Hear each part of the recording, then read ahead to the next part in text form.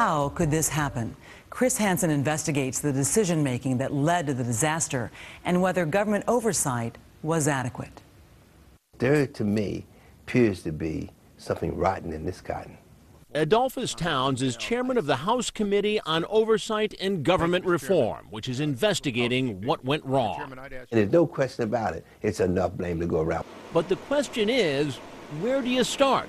There are so many issues, from the drilling technology itself to whether the government properly regulated the operation.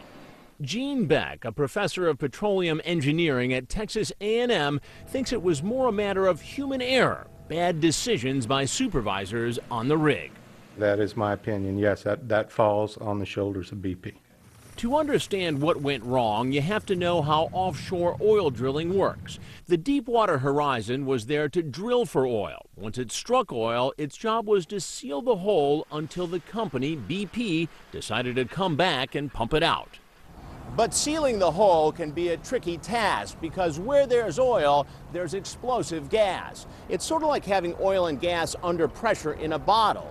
The goal? To seal it using a sophisticated cork. Cement it shut so the oil stays down and the gas doesn't leak, potentially causing an explosion.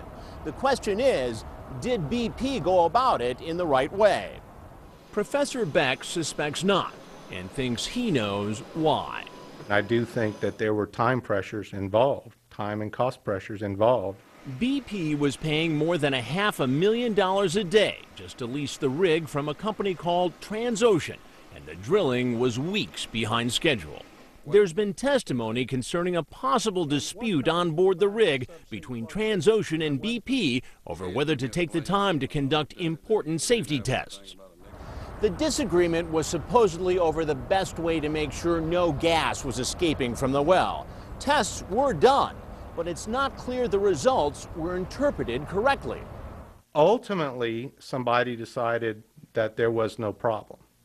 Okay, but the results of the tests, I think, lead me to believe that the well was giving indications at that point in time that it was not in a secure state. Professor Beck says that meant gas might be escaping, and everything should have been shut down until they knew for sure. And it doesn't appear from all the accounts that I've read that ever happened. Instead, BP moved toward the final steps of closing up the well. But it was too late. Gas pushed its way 5,000 feet to the surface, past a device called a blowout preventer, the last line of defense. And from there, up into the rig. Then, the explosion. And the largest oil spill in U.S. history. BP's U.S. chairman, Lamar McKay, has said the company is conducting its own investigation. The investigations will look at the processes, the equipment, and the decisions that were made.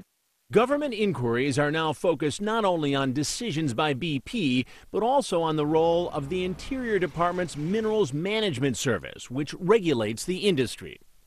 Darrell Issa is the ranking Republican on a congressional committee overseeing the MMS and has investigated the agency for years.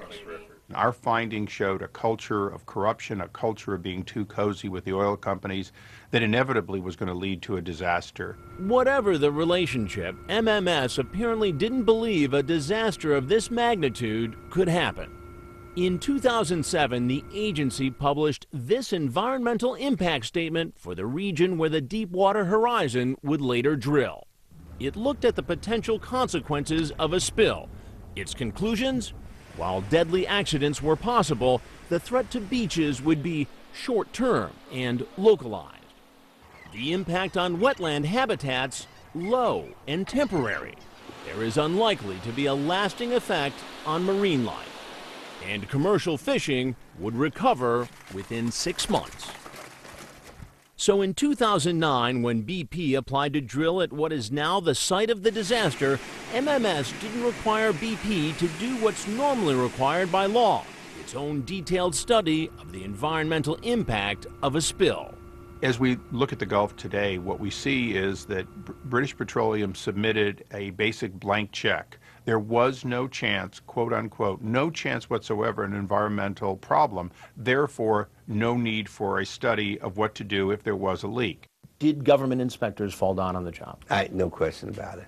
Did BP cut corners? And BP definitely cut corners because the inspectors were steep at the switch, and the price that people are going to pay for what is going on here, I mean, it's just unbelievable. Who should be held accountable here?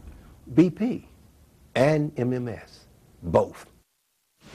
Coming up, the White House answering tough questions about President Obama's leadership.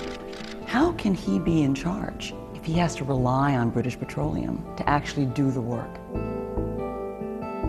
When disaster in the Gulf continues.